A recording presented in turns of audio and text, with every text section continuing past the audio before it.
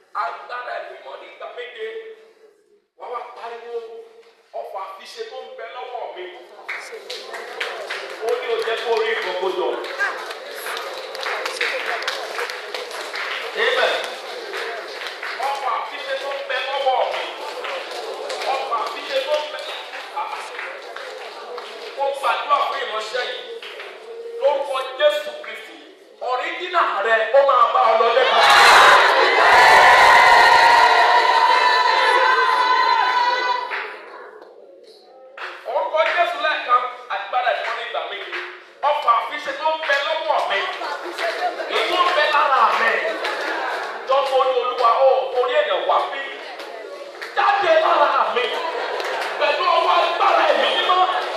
Jáde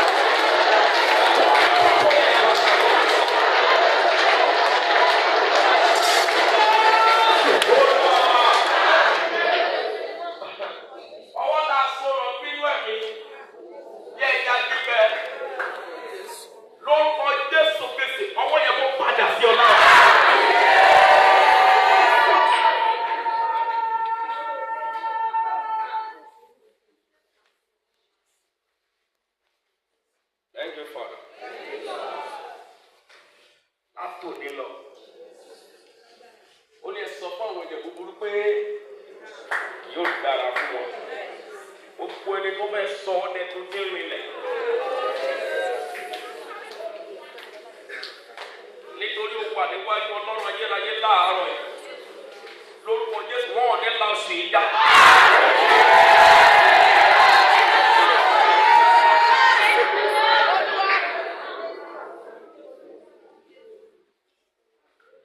Ẹ̀mí mọ́ olùtùnú.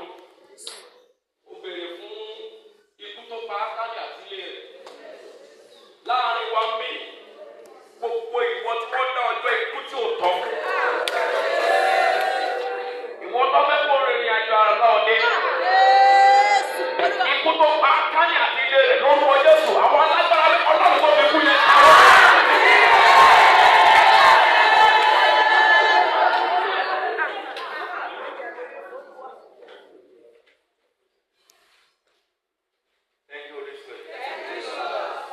Bàbá, ìránṣẹ́bìnrin tó tẹ́ lọ́rùn tó sì lo àdàbí yọ lórí.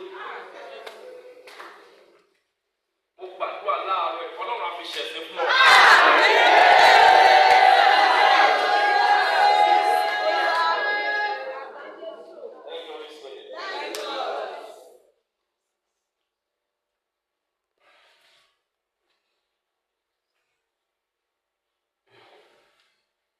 Brother Abiodun, ọba gbàdúrà yìí o. Wà á kó orúkọ Jésù lẹ́ẹ̀kan gbogbo wa. Iná ẹ̀mí mímọ́ o. Iná ẹ̀mí mímọ́ o. Wà á pè nígbà 21. Wà á wọ́ lórí mi. Orí ọ̀pọ̀lọpọ̀ wa tá à ń bẹ bí oríjìnà orí rẹ̀ kò sí ilẹ̀. Ṣé o gbọ́ ẹgbọ́n ẹ̀rí ìránṣẹ́bìnrin yẹn lọ́sẹ̀ tó kọjá? Láti gbà tó wà ní kékeré. Lọ ti dé orí rẹ̀ lọ. Ọ̀tí tó dé orí òkè ẹ̀mọye ọdún tó ti fi ráre. Ọ̀tí tó lọ́rọ̀ wá ní ojú orí òkè wá bẹ̀rẹ̀ àdúrà ló ṣe wà láti pé orí tí wọ́n gbé lọ yẹn ọwọ́ àdá padà. Mo dẹ̀ ń bèrè lọ́sẹ̀ tó kọjá ìwọ ti rí dókítà tó sọ pírẹ́sọ̀ orí rí ọdí orí kù wọ́n dẹ̀ tó wá ní orí mi sí. Kò tí ì ṣẹlẹ̀ lákòókò tá a wà yìí. Ó lè ṣẹlẹ̀ o, kò tí ì ṣẹlẹ̀. Only the Spirit of God can do that. Lọ́wọ́ rẹ̀ méjèèjì sókè. Wà á pariwo orúkọ Jésù lẹ́ẹ̀kan. Iná ẹ̀mí mímọ́ o. Iná ẹ̀mí mímọ́ o. Orí àbọ̀dé orí máa já. Bẹ́ẹ̀ni, ohun tí ò jẹ́ kó lè ronú dáadáa. Wà á lówó lọ́wọ́ bí kò ra aṣọ lọ́wọ́ máa ṣe ọ́. Bí kò ra bàtà, ohun tí ó fi ọ́ ṣẹ̀sìn.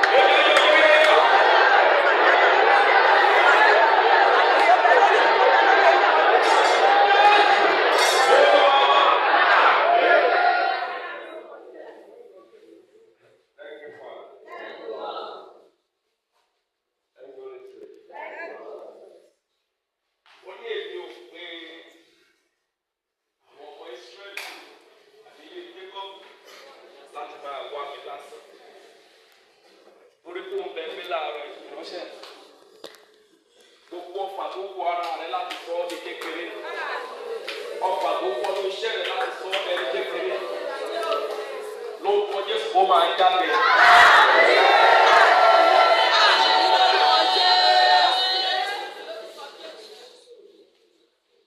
Ìránṣẹ́ bèrè kan bẹ láàrin wa ń bẹ Kristiana, ó mọ́ra rẹ̀, kò bá gbàdúrà ẹ̀ dáadáa, ó gbàdúrà yẹn bí wòlíì tó sẹ́wé, ẹ pariwo fún Jésù lẹ́ẹ̀kan, Ọlọ́run o, Ọlọ́run o, ní ìgbà méje, gbogbo ẹni tó ń sáré kí n lè lọlẹ̀ lọ́dún yìí.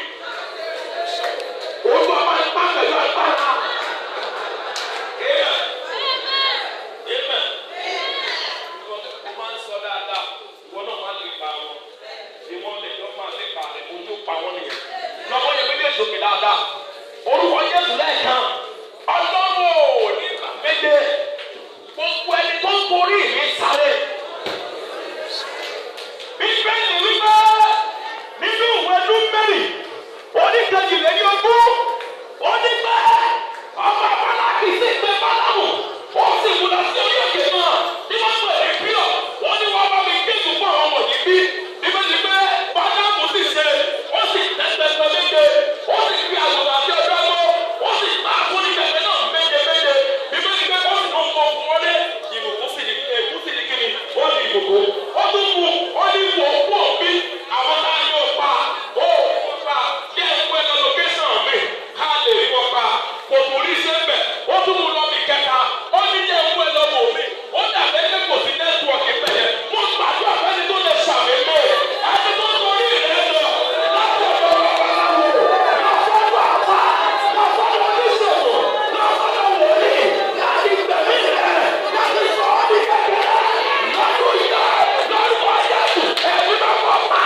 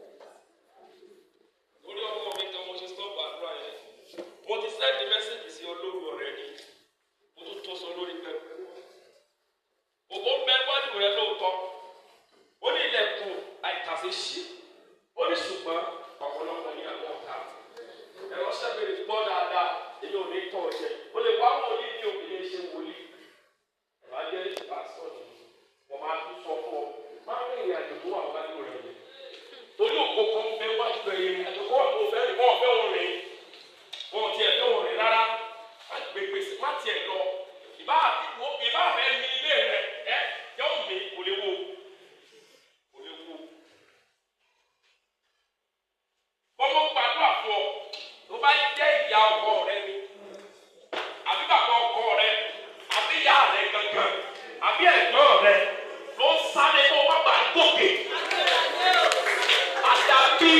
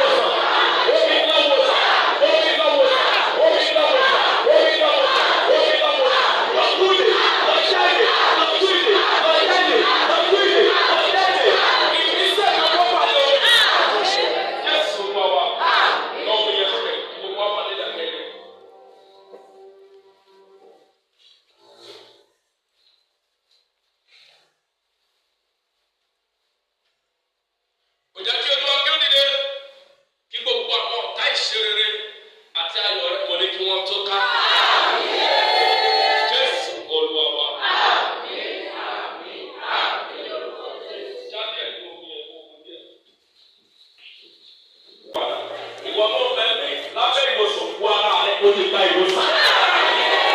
Olúwa ti wọ̀ ọ́ sàn, ó ti gba ìwòsàn. Ó ní ẹni Olúwa ti wọ̀ ọ́ sàn, ó ti gba ìwòsàn.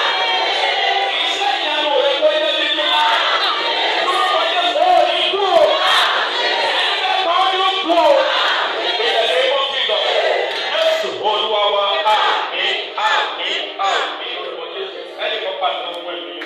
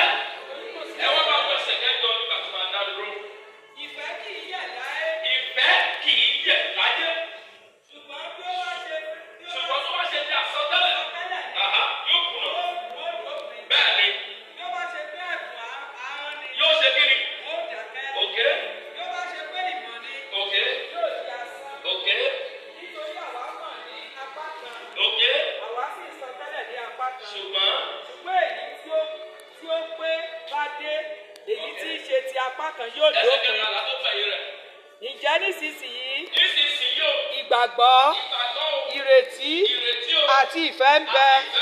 Àwọn mẹ́ta yìí, ṣùgbọ́n èyí tí ó tóbi jù nínú wọn ni ìfẹ́.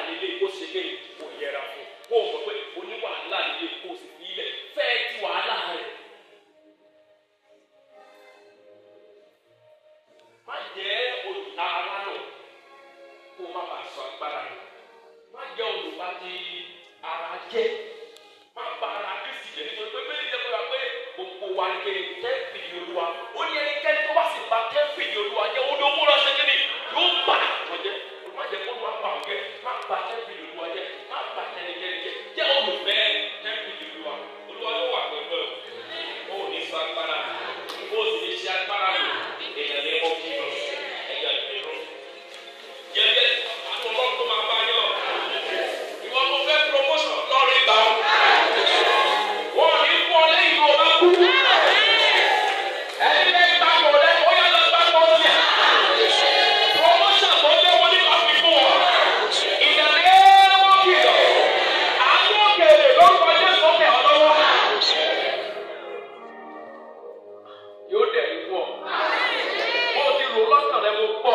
sì sọ pé lórúkọ Jésù ohun tó béèrè yẹn yóò di ẹ̀rí. Yóò di ẹ̀rí. Yóò di ẹ̀rí. Bàbá yóò di ẹ̀rí o. Mo ní yóò di ẹ̀rí o. Ìdẹ̀lẹ̀ mọ́ fi lọ. Bí ọ̀rẹ́ ọmọ Kristi Olúwa wa, ìfẹ́ mímọ́ ti Ọlọ́run, dàpọ̀ pẹ̀lú ẹ̀mí mọ́, fún àpẹẹrẹ àwọn àyànfẹ́ láti sin lọ àti títí láì. Pé bí o ti lọ, ángẹ́lì àdúgbò máa bẹ́ẹ̀ lọ. Ẹni máa ta ire rẹ̀ wò ní ìpàdé rẹ̀. Ìyapa tó wà láàrin wa tó lọ lọ́wọ́ lónìí mo